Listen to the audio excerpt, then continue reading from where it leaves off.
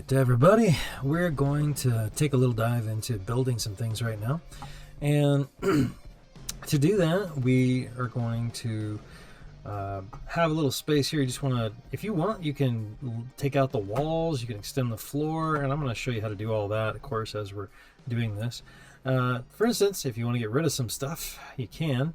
The best way to do that is just to click on the item in the area and then hit delete. You'll notice that it left a black spot here behind it. I'll show you how we can fix that here in just a second. Also, if you want to click on something and hit backspace, that'll also get rid of it. You won't see any different kind of performance or anything like that, whether you use delete or backspace. You'll see that I just did backspace and it left a little black mark back there as well. So to fix those issues whenever you're adding or deleting things, you want to go up here to build at the very top. Hit the drop down, hit build lighting only, and since we have a fairly simple scene, this is going to build the lighting pretty quickly. It'll go through building lighting right here, it'll get up to 100%, and you'll see a lot of these issues go away pretty quickly. While we're waiting on that, a couple things to point out. This light right here is your directional light, which is kind of like your sun.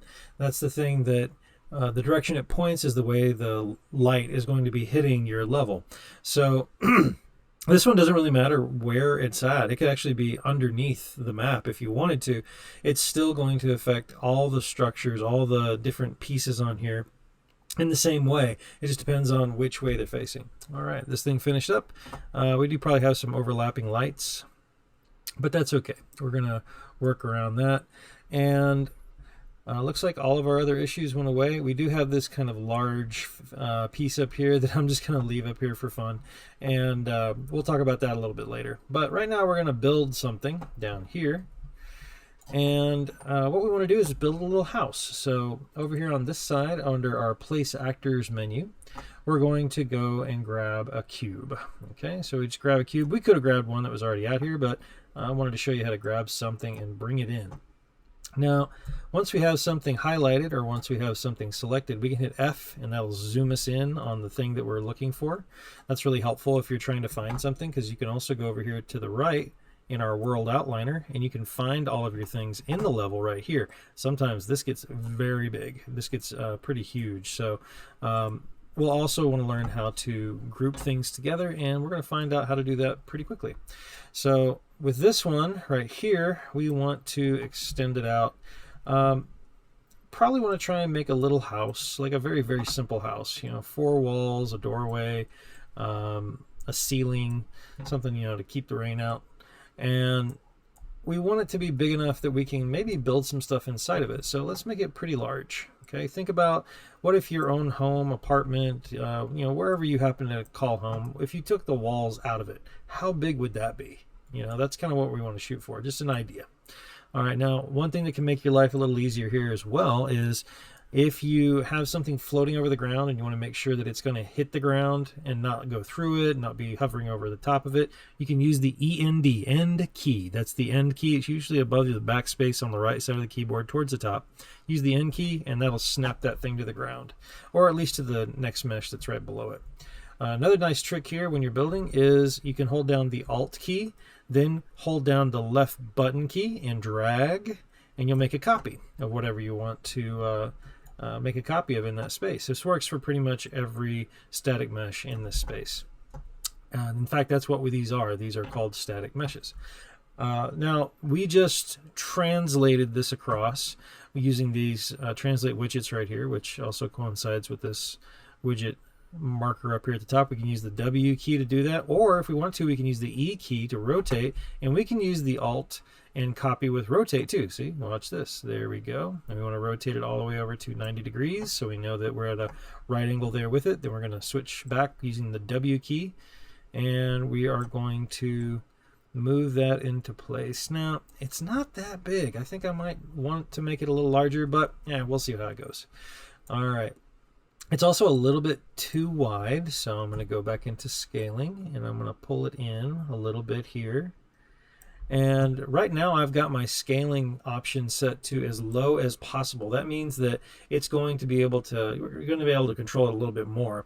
A lot of times people will leave it at 1, and you'll see how it snaps out to the next level with everyone you do. It's not like a nice smooth transition.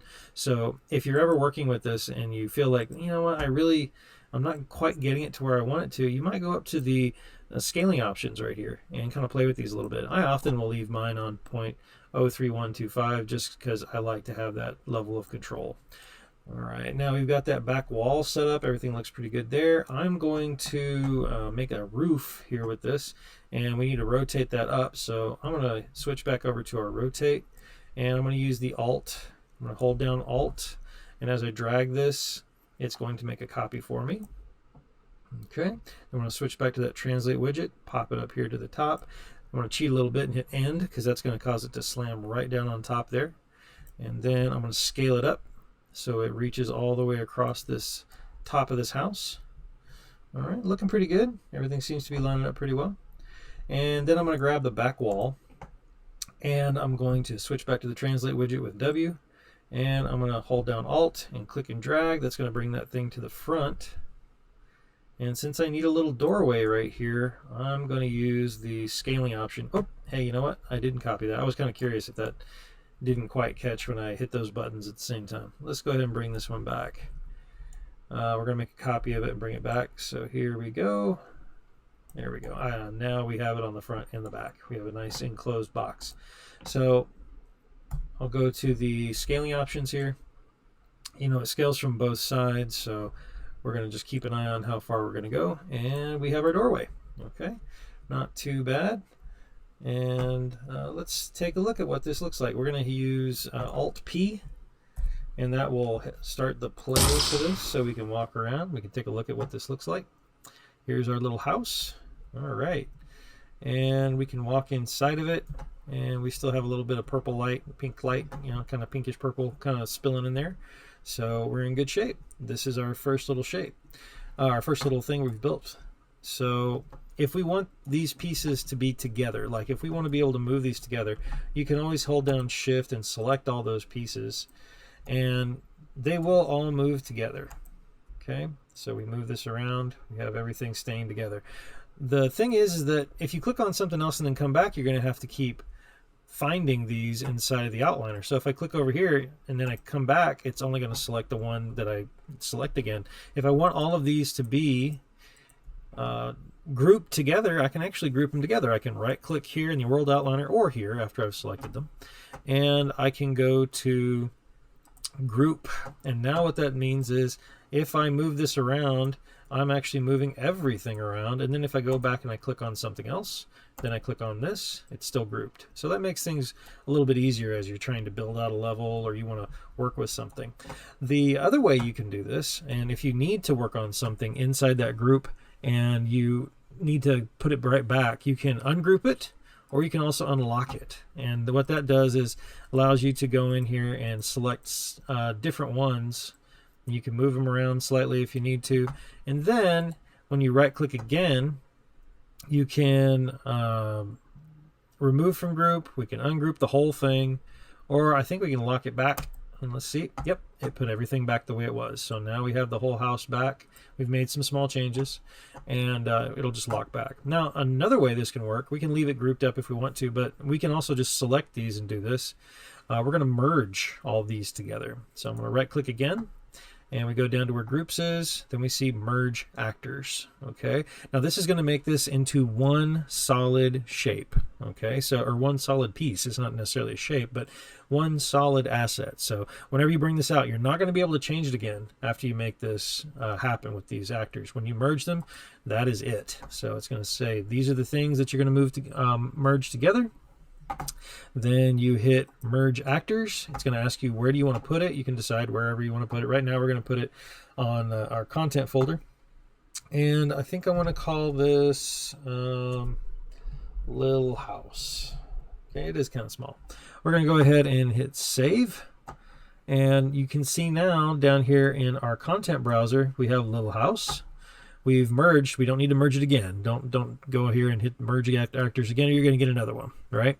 So we'll just exit out of there, and we have our little house. So that's kind of cool. Let's drag our little house in, and The cool thing about this is if you want to make something and you know you're going to use it over and over and over again, maybe you need to build a city block and you're going to have houses and you want to have several houses that you just drag in and use over and over again. You know, sometimes houses just look the same. Well, now we can do that. We can make what we call a prefab. We prefabricated this. All right, so now that I've got this prefab right here, I don't necessarily have to have this, but I don't have to get rid of it either, so we'll just leave it alone.